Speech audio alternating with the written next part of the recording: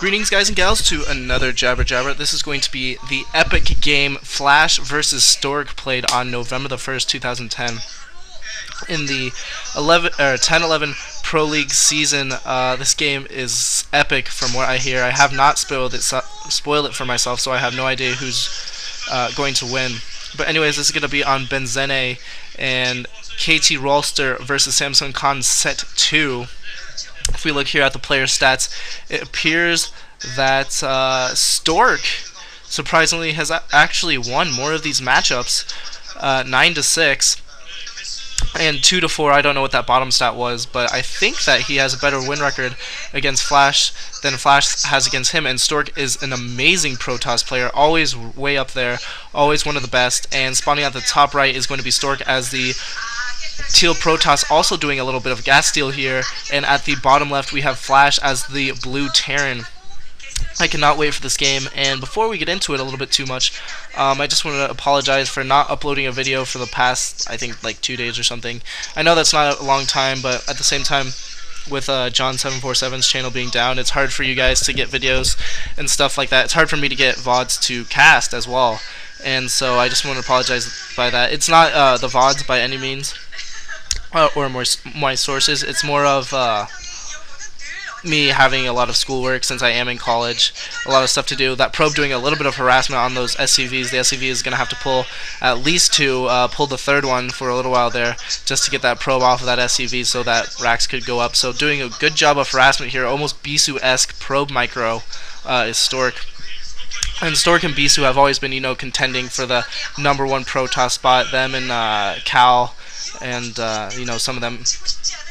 But really, it's been Stork and Bisu until, as of late, I think that Stork is way ahead of Bisu.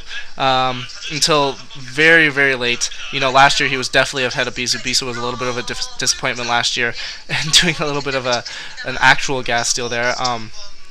But yeah, now I think Bisu's almost up to his prime where he was. He's playing really well and just tearing through his opponents.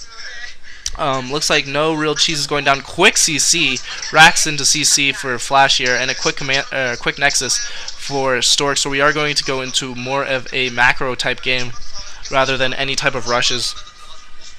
And I think that both Stork and Flash are very good macros. Wow, doing another gas steal.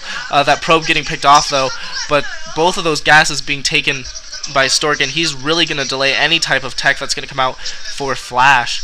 But what I was saying is I think that both Stork and Flash are very good macro players. They both know how to macro so well, and their multitasking is probably unparalleled by any other player, other than probably XIJABERWALKIX. XIJABERWALKIX has a ton of multitasking. Personally, I think that Terran and Zerg, and Zerg in particular, take a ton of multitasking, especially in Starcraft 1. I think that Protoss is a little bit easier. You can play decent Protoss with a little bit lower APM. Looks like Cybernetics Core coming out for Stork. Zealot is going to be fended away by those 3 Marines. 1 Marine trying to take out this assimilator at his main. Transferring probes and SCVs at the same time. This SCV is going to get into Stork's base, going to see what Stork is up to. But I mean, pretty even for both players, both going for more macro type play and early expansions. And I believe that SKT1 is #1. There's Reach. But SKT1 is #1 in the Pro League at this moment. I think KT's 3rd, and Samsung Khan is like almost last. Samsung Khan's doing really badly. I think actually they're not last. They're like maybe 3rd to last, and Hwaseong Oz is last. They're only good players, XIJABERWALKIX, to be frankly honest, to be blunt. They're those 2 Zealots picking off that SCV. But there we have the Cybernetics Core spinning, so he is going to go for some range. Unless that was a fake, although I don't think it was. 2 factories going up for Flash, so he is going to go for probably this really big tech build here, really big mech, and we'll see how that goes for him. Refinery now up at the expansion for Flash, and Stork putting that pylon back there to make sure he has sight of any type of cheesy move that Flash can pull off. Dragoon now out for Stork as well, probably going to do a little bit of harassment at the front. Looks like the SCV is going around the bottom. Not sure what he wants to do there. This Dragoon is going to be able to range those barracks, and then we're going to play the Dragoons attacking the barracks, SUVs repairing until he gets out siege tanks with siege tech, that kind of game that we usually play in PvT. But there's those stats again. If I was able to read Korean, I could tell you what they mean, but since I'm not, we'll just have to speculate. Obviously, we have on the right side is Stork and Stork stats, and then on the left side was Flash. Anyways, these two Dragoons are going to have to back up a little bit because Flash was about to send about like 6 Marines in there. One machine shop is done and spinning. I'm assuming that he's going to get mines with the other machine shop, but yeah, not much going on here. Both players just pretty much macroing up. Stork is trying to put on a little bit early pressure, maintain a little bit of map control, and there we go. That Dragoon range is upgraded. Tank is out though, and so we'll see when that tank gets siege tech. Because once that happens, these Dragoons are gonna have to back up. 4 Dragoons now attacking that base, and this is what Protoss always do, which is a good move. It makes the Terran pull some SCVs, use up some minerals, and have to deal with that a little bit more multitasking. He does lift up the barracks, and he is going to be sieging up here. These Dragoons are going to have to back up. Siege tech is obviously done now, and placing a pylon at the bottom right, maybe to see if Flash was doing any type of cheese or expansion here. We have 4 gateways, observatory, and robotics out for Stork, so he is going to be able to see those spider mines that are going to be coming anytime soon here. There's the KT coach, I believe, and I don't know who that girl was. Maybe that was his wife, or I don't know. I don't think that was the Samson Khan coach, but I could be wrong. Anyways, 7 Dragoons at the front of Flash's base for Stork, and he's just going to be content to sit right upside there. Siege takes sieging up, as well as, sorry I didn't catch what that building was. It looks like it's possibly a command center. Going for another expansion, and another 2 pylons being put at that bottom right. He's probably doing that so the vultures are going to have to go around them, is what I'm assuming. He's probably going to put down a base, and yeah, that is command center. So probably going to put down a base at the bottom right. Both players taking an additional base, and so this is going to turn into a really macro-heavy map. Observer now out for Stork. Going to see pretty much everything. I mean, there is no missile turret. There's no detection there, besides probably a comm site that I assumed he's gotten. Not entirely sure. It looks like 2 vultures snuck past that base there. Another pylon building. Don't know what he's doing there. But he switches the position. Almost blocked himself in, I think. But now he's able to. Well, I don't know what he's doing there. Placing a few spider mines. These vultures are going to be trapped, though. They're inevitably going to die. And Stork needs to be really careful here if he takes too many hits from these spider. Oh man, Stork, you're being stupid. You have observers out. Why are you doing that? Just use your observers, man. Seriously, a little bit careless there. Loses a Dragoon to a mine. But we have more factories coming out. Starport now out as well, and so we're probably going to see, a Wraith and then some mech units. Most likely tank-based, maybe possibly some Goliaths, but probably not till later. Probably not till Stork switches to like maybe Arbiters or Carriers if he chooses to take that route. It looks like he might be switching off to Carriers though, because the Cybernetics core is spinning, and that's really interesting. He might be getting Air Weapons 1, which would definitely mean Carriers. I mean, for Arbiters you definitely don't get Air Weapons 1, you get Air defense for that. But if he is getting Air Weapons 1, he's thinking Carriers, and that is really interesting. Protoss usually go either the Protoss phases rather goes from either Carriers or Arbiter play, and we've seen a lot of Arbiter play lately, not a lot of Carriers at all, and maybe Stork's trying to bring it back, trying to bring those Carriers back into play. Flash landing his command center at the 930 position there, and he's also getting a comsat station, and definitely Carriers now. Now it's confirmed he is going Carriers, and wow, if he can keep this up, this kind of pressure up on Flash, he's going to be able to really surprise him with these Carriers, unless Flash scans it. I'm assuming that Flash is going to be scanning the base, constantly, but at the same time, this attack could be really, really effective by Stork, because, I mean, at the moment, and Fleet Beacon, so, Carriers are pretty much inevitable, but, Stork hasn't really seen, Flash hasn't really seen his base at all.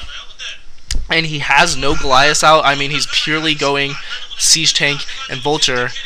And this could be really, really bad for Flash here, especially if he doesn't see this. It looks like those mines or Vulture's speed is being upgraded. He does have a science facility and a control tower.